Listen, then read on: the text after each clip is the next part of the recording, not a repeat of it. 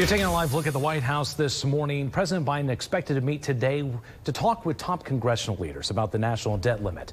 The White House wants to raise the spending cap with no strings, but House Republicans are only willing to raise it with some cuts. Joining me now is Professor of Political Science Lee Hanna from Wright State University. And Lee, we appreciate you stopping by. Thanks for having me. So this debt ceiling standoff, I mean, there's a lot of drama about the two sides not willing to budge at this point, but eventually one of them is going to have to blink and they're going to have to find a common ground. Do we expect it to happen before the deadline?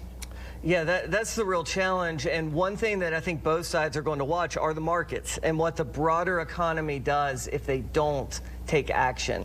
I think what we're going to see is some of the same bluster and bravado from both sides about their point of view, but hopefully in the background they have their aides, they have their key associates working to find some type of deal where both parties can walk away and say that they got some concessions, that they won something. But it is going to be, could come right down to the 11th hour, and that's what a lot of people are bracing for at the moment. If they don't meet the deadline, what exactly does that mean for, I guess, ordinary folks sitting at home? Sure. So it means that the government will stop paying its debts, and so you could look at some impacts of federal workers. We could see some of the furloughs and some of those actions again.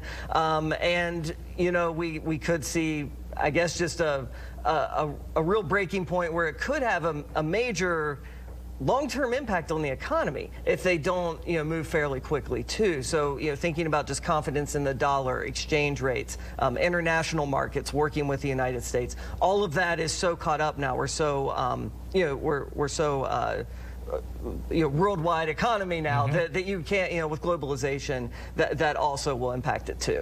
Now, so both will be watching. Yeah, we'll be watching that closely. The economy is only one element of this as we're gearing up for election season. Immigration also had some big news over the last week. Title 42 ended restrictions on asylum that were put in place during COVID-19. So how does this complicate immigration that's already been a hotbed issue for many years here in the States? And now even big cities are criticizing the Biden administration on not taking enough action.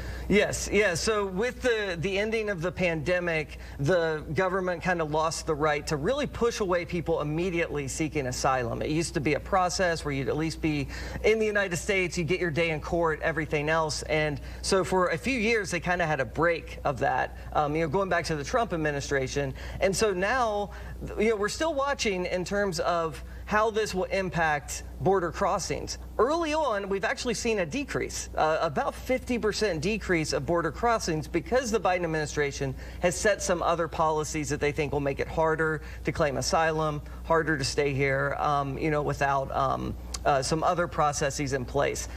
They're going to go through court challenges, both from the left and the right, on what they're doing. And this continues to be one of the thorniest political issues and one that is almost always fallen on the shoulders of the president.